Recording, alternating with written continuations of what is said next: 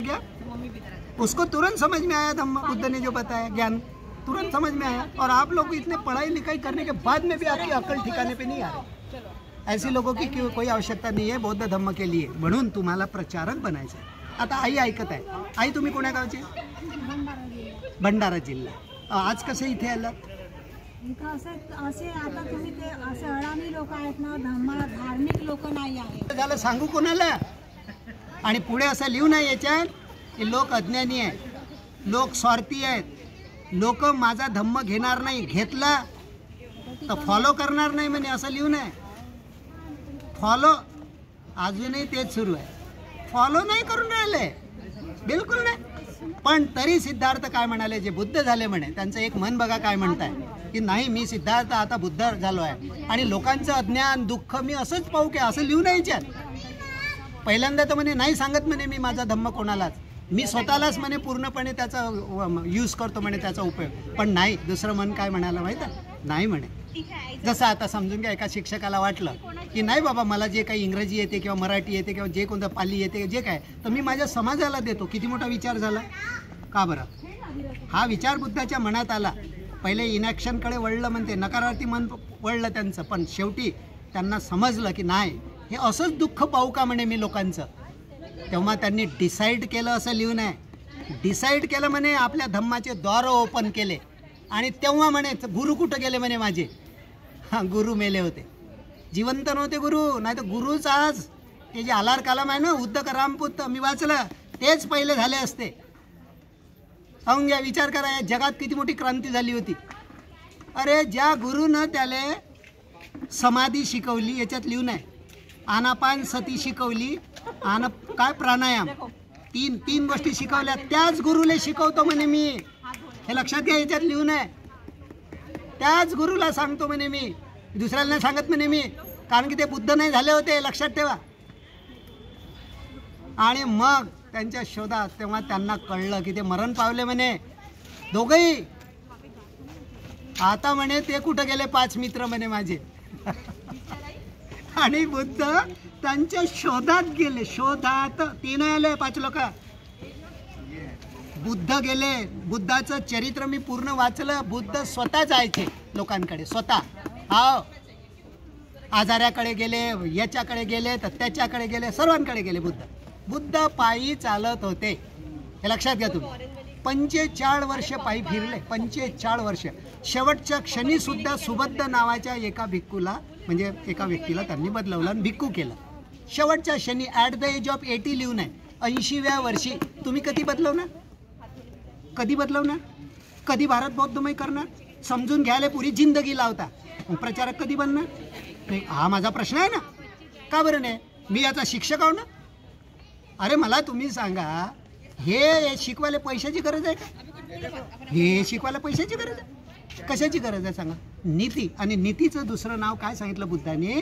जेव्हा 2 व्यक्ती म्हणे 3 व्यक्ती 4 व्यक्ती जेव्हा एकत्रित येतात तेव्हा नीतीची गरज असते। म्हणून बुद्ध धम्माचं दुसरं नाव नीती आहे। बुद्ध धम्माचं दुसरं नाव morality is the other name of Buddhism. Morality is the other name of Buddhism. मित्रांनो, बौद्ध धर्म हा जगात सर्वात श्रेष्ठ धर्म आहे। का बरं आहे? कारण यामध्ये माणसाला प्राधान्य दिलं आहे। माणूस आणि मानव सर्व एक सारखे। एवढं मोठं तत्त्वज्ञान बाबासाहेबांना तुम्हा आम्हाला 5 लाख लोकांना विजयादशमीचा दिवस निवडला, नागपूर ठिकाण निवडलं आणि 5 लाख लोकांचं जीवन बदलवलं, म्हणून त्यांना मुक्तिदाता का बरं म्हणतो? कसा होता तो माणूस सांगा? आता माझा असा प्रश्न आहे, साध्या माणसानं बदलवलं का?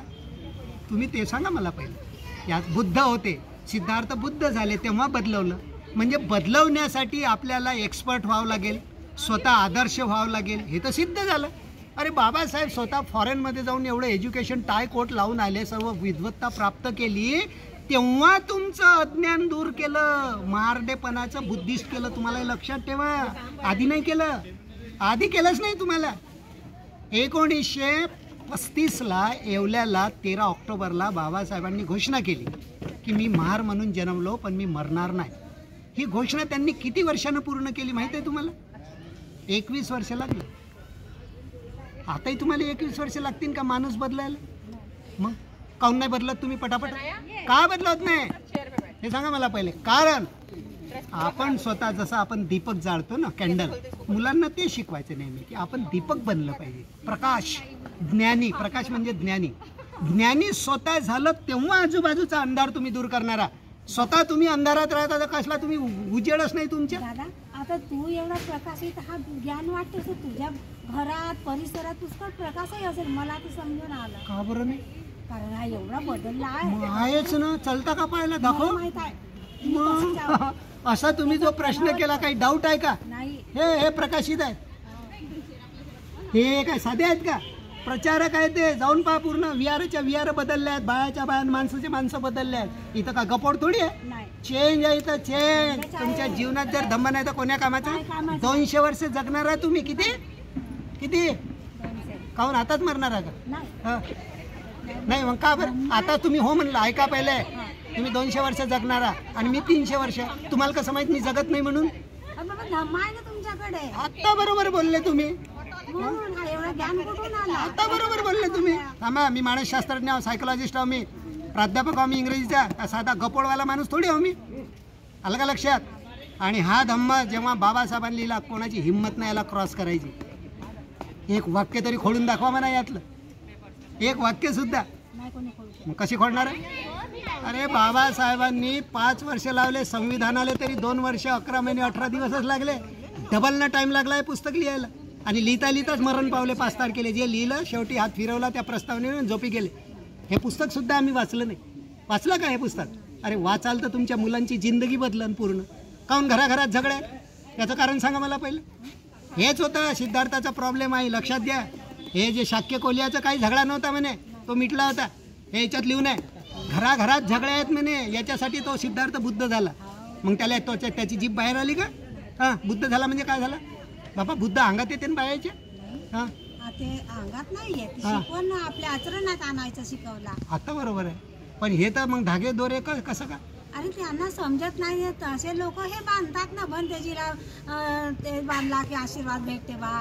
धागे दोऱ्यानं बंधन होते. आता तुम्ही सांगा याच्यात काय लिहून आहे? बाहेरच्या शक्तीवर विश्वास ठेवणे म्हणजे अधम्म, असं लिहून याच्यात आहे बरं. अधम्म कशाला म्हणतात? हाच अधम्म होय. म्हणजे तुम्हाला शीलवान बनायला सांगितलं तर तुम्ही माझ्या अंगाले काय आता हे लपेटता का? हां, तसेच आहे. त्या कपड्यात आहे का? त्या कपड्यात पावर आहे का मला शीलवान करायचा? कुठे आहे? मग आता धागा नाही आहे, दोराही नाही, कोणतंच काही नाही, तर मी शीलवान नाही का? आणा बरं टेस्टर बाहेरचं. आणा ना, कोण्या दुकानात भेटते. एवढं ज्ञान बोलते हाच. आता आलं लक्षात? 18 वर्ष झाले आई इथे. 18 वर्ष दर रविवारला हजारो पोरं घडलेले आहेत. विहारामध्ये शिकवून राहिले. काय ज्ञान कमी आहे का? आज 62 वर्ष सुरू आहे, मला एकही रोग नाही आहे. मानसशास्त्रज्ञ आहो ना मी. अरे जो डॉक्टर इंजेक्शन टोचते तोही माझ्याकडे येते. माझ्या बायको सांग झगडा झाला म्हणे रात्री, कसं दुरुस्त करू म्हणे. मी त्याचा एक्सपर्ट आहो ना. पप्पा 2 लाख फी आहे माझी. 2 लाख देता का तुम्ही? आमच्या घरी चला लागते. हां, आता बरोबर बोलले. आई बरोबर बोलून राहिला. हे लक्षात ठेवा म्हटलं, याद रखना बोला. तुमने अगर इसका नहीं पढ़ाया, क्या बोल रहा हूँ मैं, अगर तुमने यहाँ का नहीं पढ़ा और अपना खीसे का तत्वज्ञान दिया तो तुम्हारे मेरे से पाला है फिर. एकही क्रॉस करायला आलं नाही आई 18 वर्षात मला इथं.